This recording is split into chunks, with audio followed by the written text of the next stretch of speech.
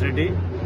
నేను ACB CIU central investigation unit డిఎస్పీని. మాకు కంప్లైంట్ రావడం వల్ల ఇవాళ crime security bureau, cyber crime security bureau police స్టేషన్కి రావడం జరిగింది. కంప్లైంట్ దగ్గర ఇక్కడ ఇన్స్పెక్టర్ మహేందర్ గారు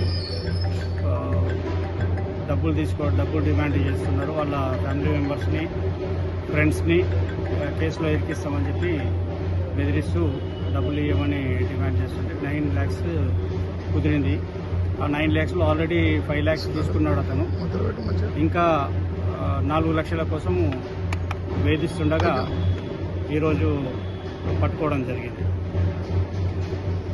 కొని వచ్చాడు ఇవాళ.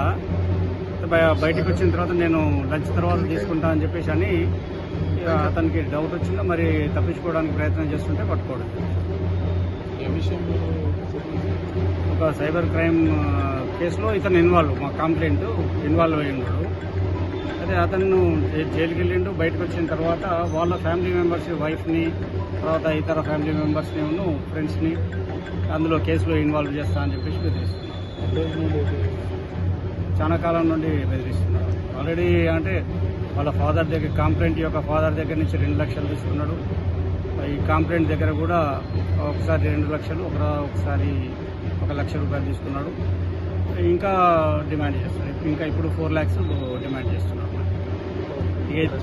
అరెస్ట్ చేసి కోర్టులో ప్రొడ్యూస్ చేస్తాం.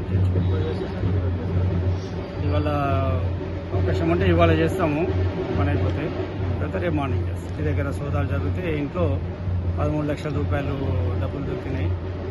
కొంత గోల్డ్ ఆర్నమెంట్స్ దొరికినాయి. వాటికి సంబంధించిన వివరాలు దొరికితే వాటి గురించి ఎంక్వైరీ చేస్తాం.